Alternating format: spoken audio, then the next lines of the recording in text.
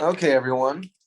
Today we are wrapping up chapter 11, where we've been looking at symbolic logic, mathematical logic. And in this section 11.5, we're going to be putting everything together to show how we can use logic to actually formulate arguments,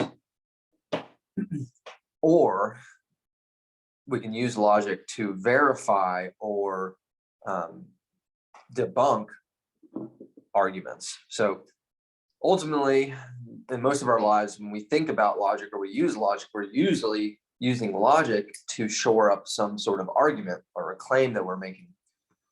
So in this section, we're looking at that in a very formal way. So let's look at an example first. So let's suppose that we have a few statements that we're going to assume are true. Okay, so the first is, if Marvin studies mathematics, then he is smart. We're going to assume that that's a true statement. We're also going to assume that Marvin is not smart.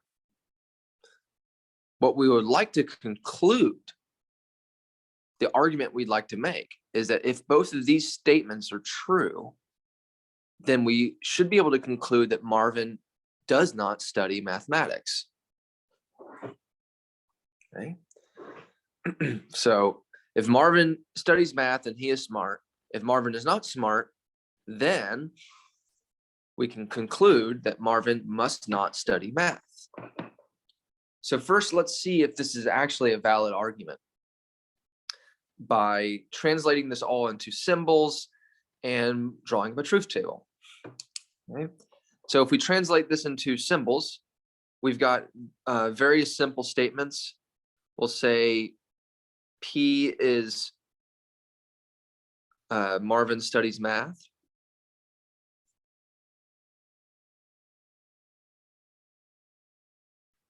Q will be he is smart.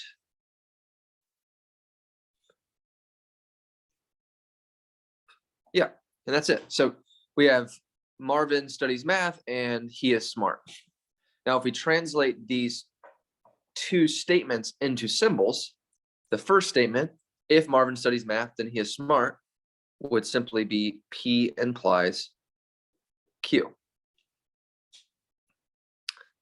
The second statement, he is not smart, would obviously be not Q.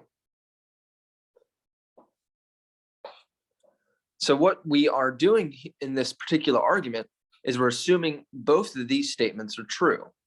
So the way to say two things are true at the same, must be true at the same time, is to form an and statement. So if P implies Q and not Q, then what we want to conclude is Marvin does not study math, which would be the negation of P. So that's the argument we're making. We want to see if it's true. So the brute force way is to write up a truth table for this statement. P implies Q and not Q, and then not P. Oh, well, why don't I just put this together like this?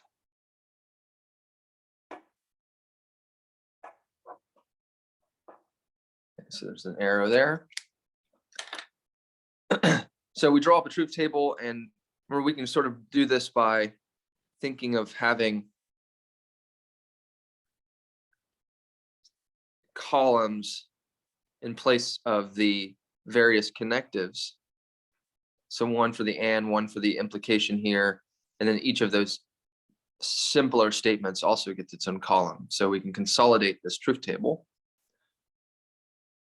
Then we assign truth values to P and Q using the standard technique. True, true, false, false, true, false, true, false. And then we write down the truth values for the various statements. So if we look at P implies Q, for instance, we know that P implies Q is always true unless you have a true implies false. So that's 3 trues and a false. Not Q will just be the negation of Q. So that would be false, false, true, true. And the negation of P obviously would just be the opposite of P. So that's false, false, true, true. Now we need to figure out the truth value of this big compound statement, which we're going to put in this column for the and statement. So remember, and statements are only true when both components are true. So we have true, false, false, true, true, false. So all 3 of those are false.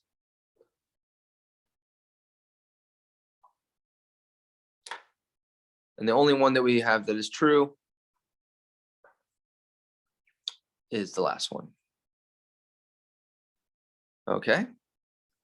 Now, finally, we're going to evaluate the truth value for the truth value for this implication here. So we're doing that between the not P and the and here. So we go through it. False implies false is true. False implies false is true. False implies true is true. And true implies true is true. Great. So all we're interested in is the outcome of the big implication here. And we see that we got all trues, which means this is a tautology, which means we can actually write a double arrow here instead of a simple arrow. And ultimately what that means is that this is a valid argument. So when we get a tautology at the end, then we have made a valid argument. Okay, in other words, there are no truth values for any of the variables that will render this argument false. It holds up no matter what. Okay, so this is how we have so far learned to verify arguments or validate arguments. But what we're going to do in this chapter or this section is look at some general rules or techniques for simplifying arguments so that we can come to the conclusions without drawing up these long truth tables. So first, let's define what an argument is. So a logical argument is a set of statements, H1 through Hn. These we will call hypotheses. Each of these hypotheses is assumed to be true. We also have a statement C that we deduce from all of these hypotheses, which we call the conclusion.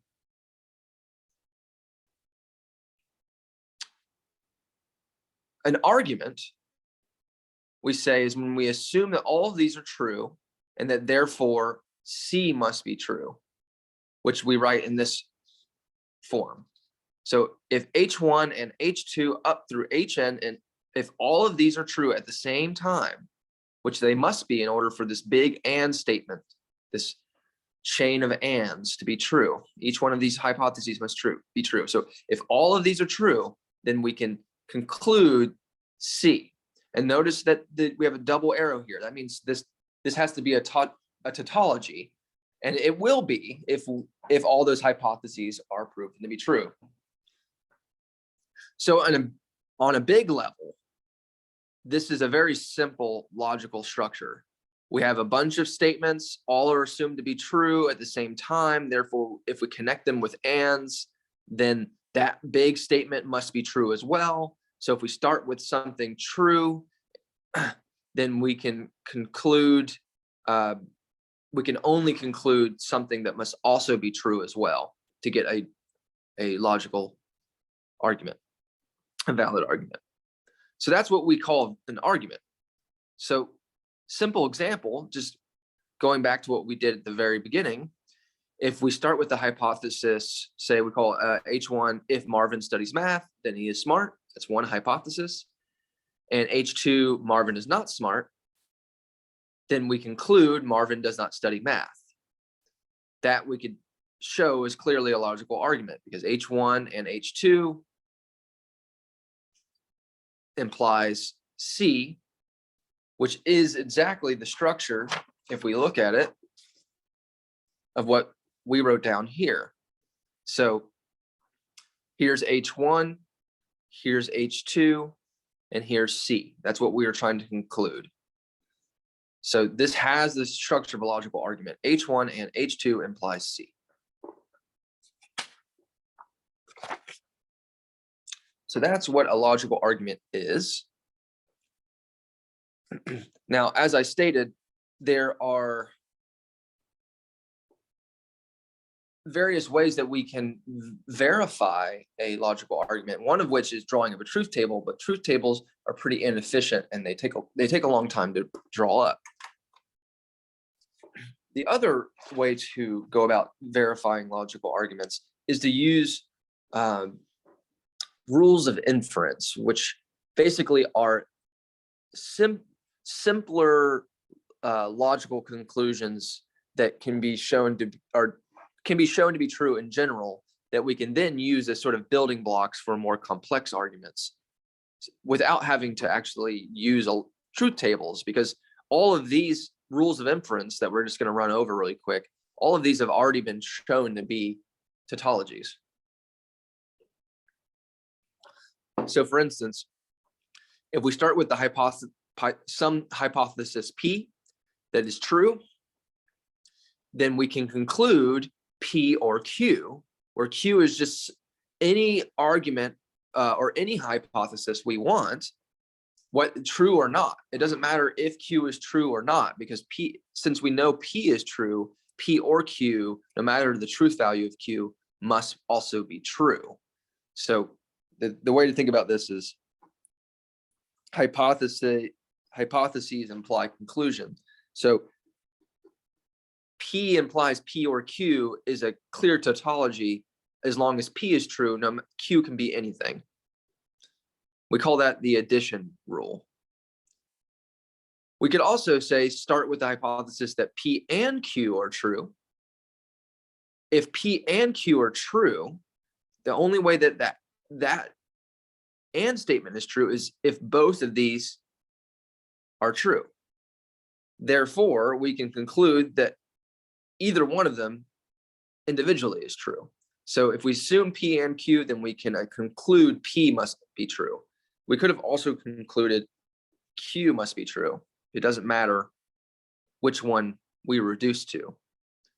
This rule of inference is called subtraction. So we start with two statements and we reduce it down to one,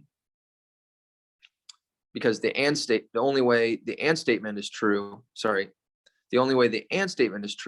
is if both components are true at the same time. Hey, y'all, just give me a second. I need to plug in this phone.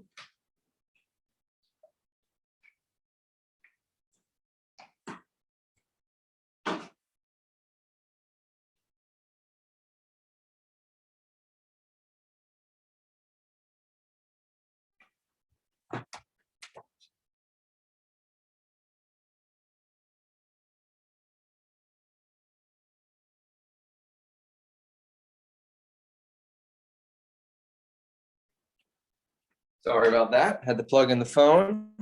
Okay, getting back to it. we have these rules of inferences. We've looked at the addition one, the subtraction one. There's a lot of different ones. This one called Modus Ponens, where we assume P is true and P implies Q. So notice what happens if you know that P is true, then the only way that P implies Q is true, that Q must be true, because true can only imply true to get an overall truth value of true. So the conclusion then must be that Q is true. That's called modus ponens. We could also go in the other direction. If we assume P implies Q is true, and we assume that not Q is true, then that means that Q must be false, which means the only way that P implies Q is true is that P is false as well. If P is false, then not P must be true. So we can conclude not P. That's called modus tollens. So there are various other ones. The disjunctive syllogism, if P or Q is true and not P is true, that means P is false, which means Q must be true for Q or P or Q to be true. And then we got all these other ones that we can use. So the idea with the rules of inference is that we have these basic logical arguments that we can use to construct more complex logical arguments. And we can also use these basic rules of inference, these basic logical arguments, to verify a more complex argument. So let's look at an example. Rules of inference. Okay, so suppose we have the following argument. First hypothesis is oil prices stay above $50 a barrel, or I will sell my stock. The second argument is if oil prices stay above $50, then hybrid car sales are not decreasing. The third hypothesis is that hybrid car sales are decreasing. So if we assume that all those hypotheses are true simultaneously, then we want to conclude that I will sell my Exxon stock. So the claim is that this is a logical argument, that it's a valid argument. We're going to prove it. Okay, so let's do it. So what we have here right now is we know that this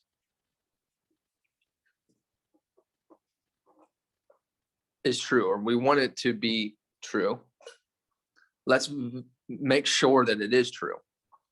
So what we'll do is we'll convert each of these hypotheses into symbols. So we're going to let the statement oil prices stay above $50 a barrel. Well, that will be P. And I will sell my stock. We'll let that be Q. And then we'll have a third statement, which is hybrid car sales.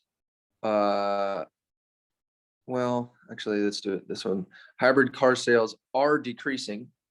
So we'll let that be Q, sorry, not Q, I already used Q, R. Okay, so we've got P, Q, and R. So now we're going to write each of these hypotheses in terms of P, Q, and R.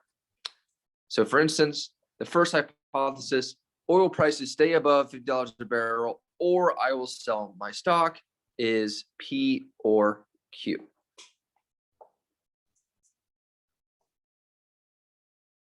The second hypothesis, if oil prices stay above $50, then hybrid car sales are not decreasing. This we could represent as if P, then not R, sorry. Then not R.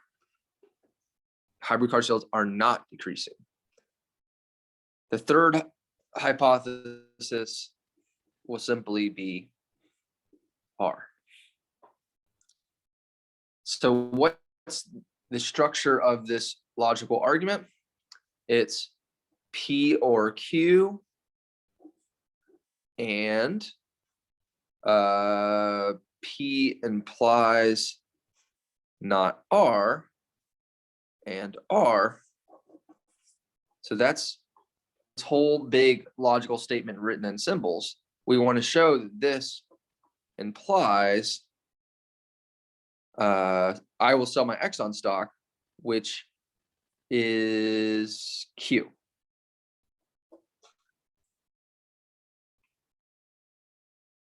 So I should have put that here. C is Q. So that's the argument we want to make. Now we could draw up a big long truth table to verify this argument, or we can use the rules of inference to break it down. Okay, so for instance, which one do we want to do first?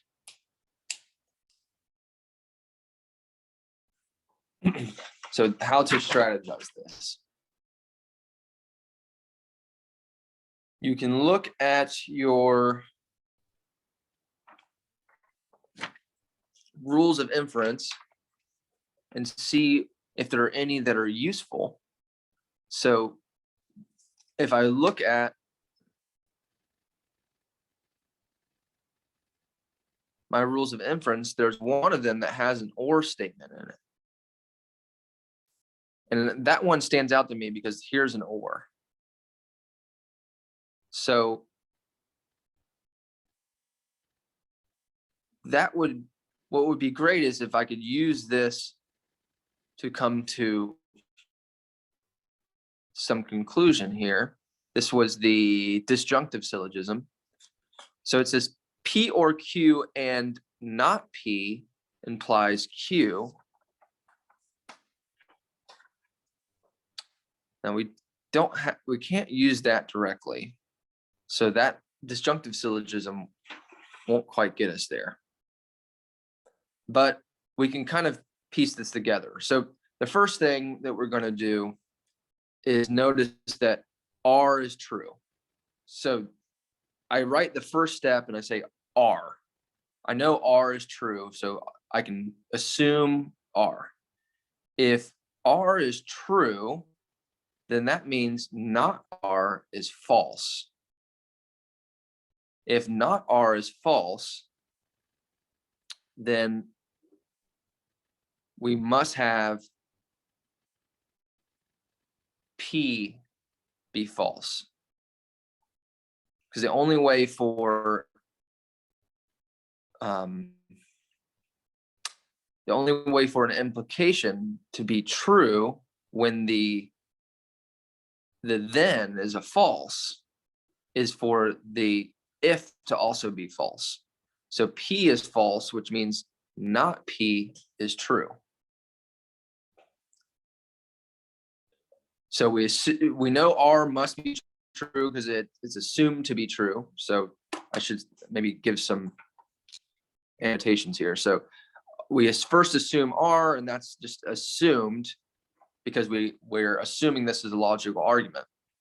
We then can conclude not P, and that's coming from the fact that in order for P implies not R to be true, and R to be true, we must have not P.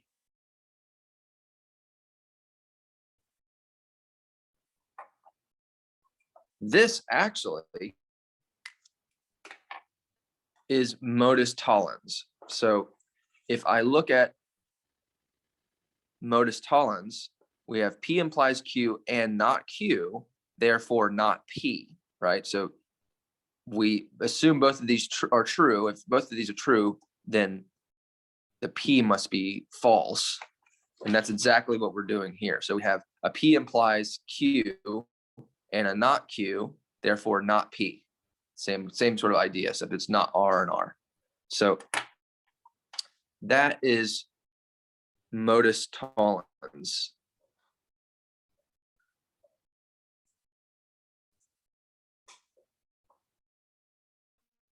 And if you were writing out this proof, you could simply write not P by Modus Ponens. You wouldn't have to write out this line right here. I'm doing that for your benefit.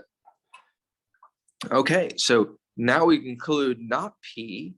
If not P is true, then in order for this OR statement to be true, Q must be true as well. So we can conclude Q is true.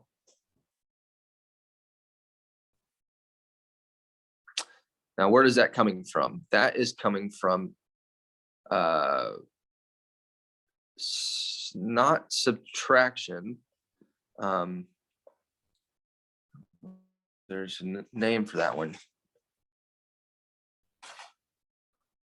But we can see the logic there. So here we have P or Q as one statement and not P. This does have a name. P or Q and not P. Yeah, there it is. So P or Q and not P, therefore Q, that's a disjunctive syllogism. So we conclude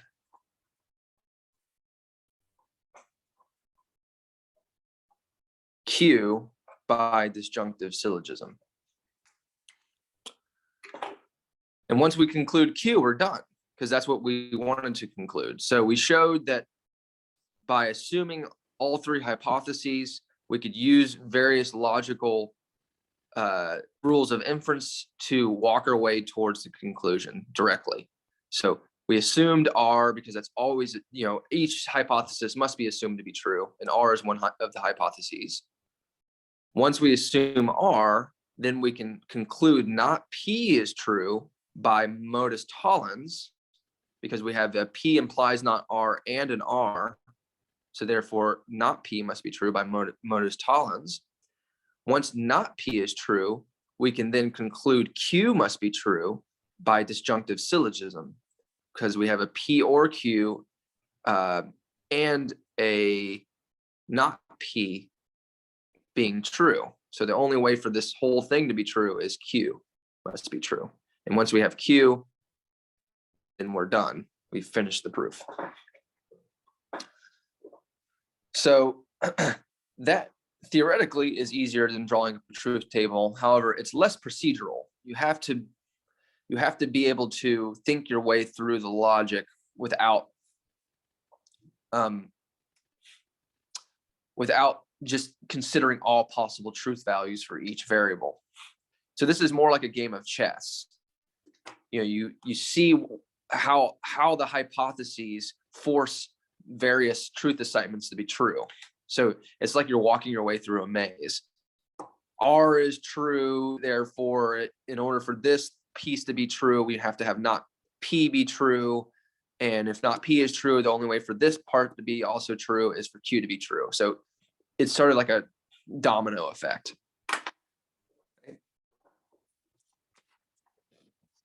Now, what I just showed you is what you call a direct proof.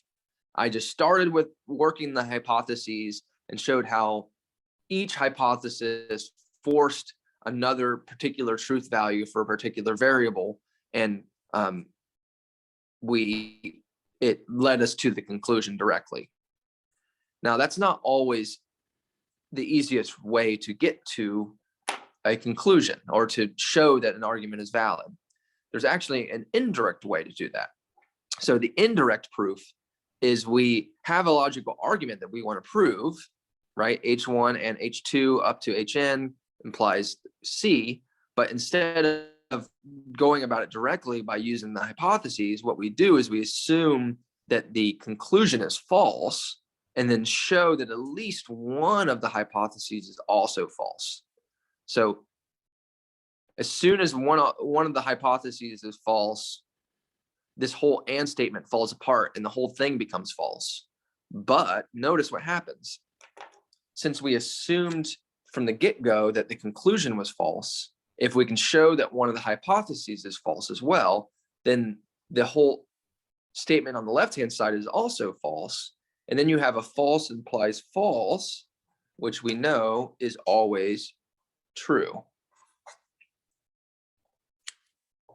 So that's the strategy here. Assume this is false, show that's false, and you landed a tautology.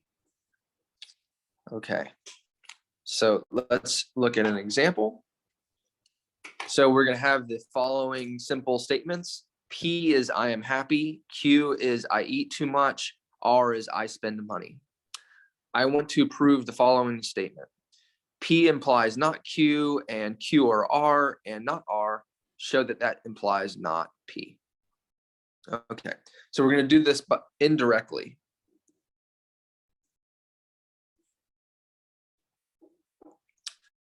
So to prove it indirectly, we immediately assume not P is false. Therefore, we can assume P is true. So we assume P, and we get that by the indirect assumption. The indirect assumption being assume the conclusion is false. That implies if not P is false, then P is true. So we have P. Okay. If P is true, then what can we conclude? Well, the only hypothesis with the P in it is the first hypothesis. P implies not Q. So what can we conclude? If P is true, then not Q must also be true. And let's see, is there a nice rule of inference for that one? So notice what we're doing here. We've got P, assuming P implies Q and P, therefore we conclude not Q. Right, and that's modus ponens. Modus ponens. Right, so if I look at the rules of inference, modus ponens, you have P and P implies Q, therefore Q. And that's what we have here. We have P and P implies, so we have P and P implies not Q, therefore we get not Q. That's modus ponens. Okay. If we have not Q, then what can we say about Q or R? What is that? What does that force Q or R? Well, if not Q is true, then Q is false, which means R must be true. So we can conclude R.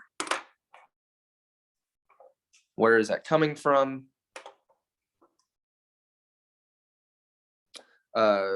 Right, so we have Q or R and not Q. Oops. Therefore, we conclude R. And that one is the disjunctive syllogism. Disjunctive syllogism, P or Q and not P, therefore Q. Okay, so if you have an or statement and you show one of the components is false, then the other component must be true. That's the disjunctive syllogism, and that's precisely what we have here. So disjunctive syllogism. Okay. So if R is true, which we just concluded, then we're done, because that finally implies that not R is false. And since R is true, not R is false. And since not R is a hypothesis, that implies that for our three hypotheses up here, if I call this H1, H2, and H3, then because H3 is false,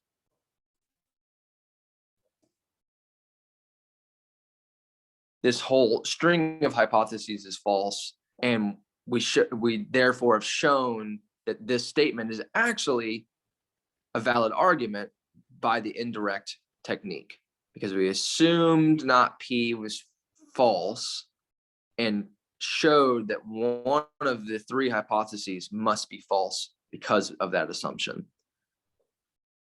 So now we're done. It has been shown, if you ever are curious, one of the ways that this has been written over the historically, when something was proved at the very end of the proof, which we just performed a proof, essentially, you would see QED, which is short for the Latin quod erat demonstratum, which means it has been shown, so therefore it has been proven. Okay, so QED, you can, if you want to feel fancy, you can write that at the end of your proof to show that you have completed the proof. All right. So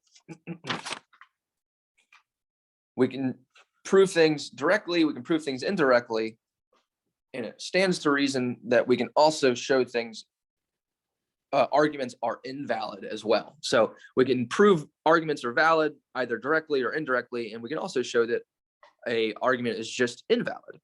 So how do we do that? The strategy there is sort of the opposite of the indirect proof. We assume the conclusion is false, just like with the indirect proof, but then we show that all the hypotheses are true nonetheless. So if all the hypotheses are true, yet the conclusion is false, then this whole implication is false, right? So we assume this is false, we show that this side is true, and we know that true implies false is always false.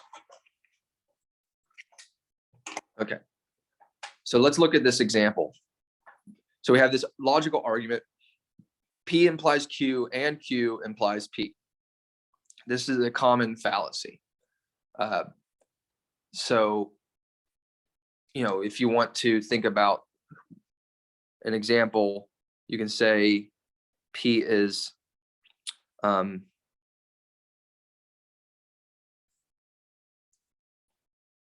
let's see, what do I want to say?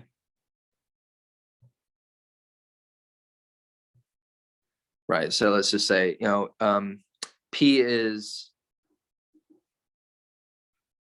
I am happy.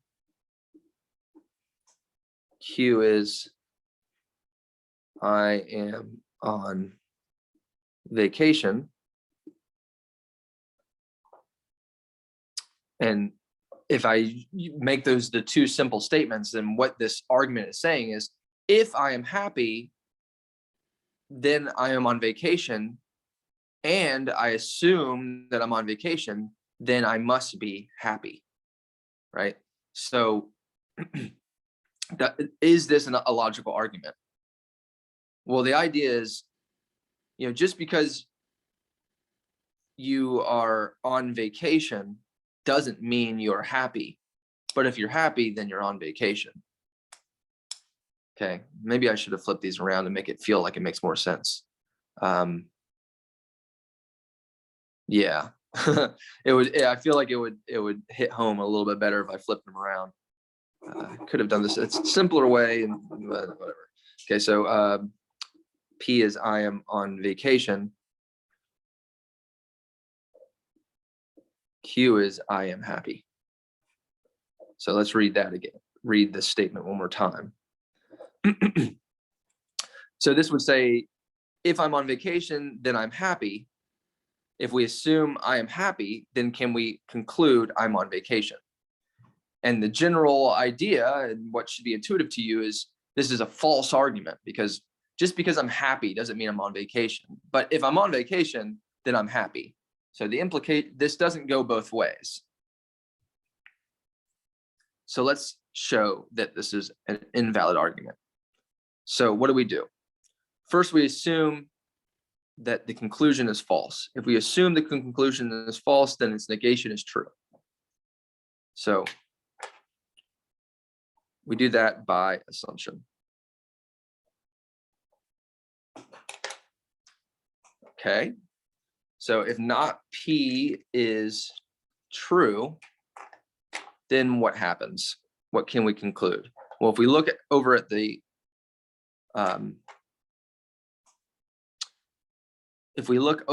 the hypotheses, the only one that involves a P is the first one, which is this implication. Now we know that not P is true, so that means P is false. So what does that mean about Q? Well, it actually doesn't mean anything. So we can conclude Q or not Q. All we need is one of them to be true.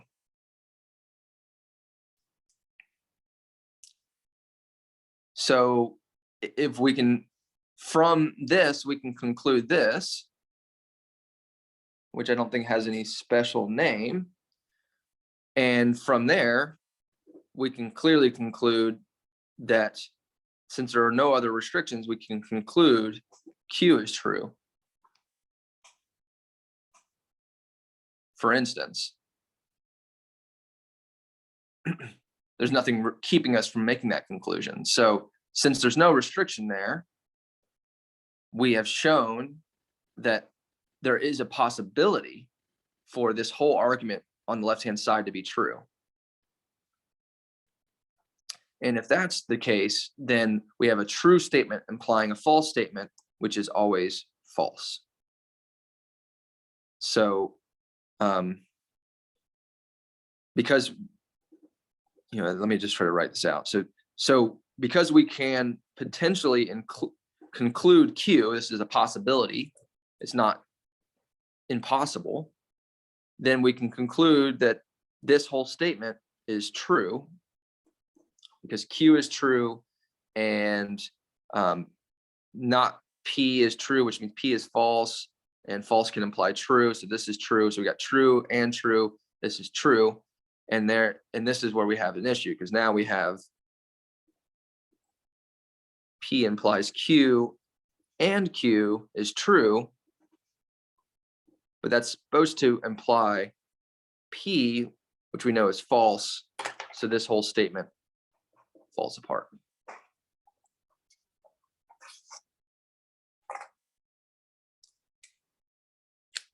So there you go. Using the rules of inference, we can show arguments are either valid or invalid.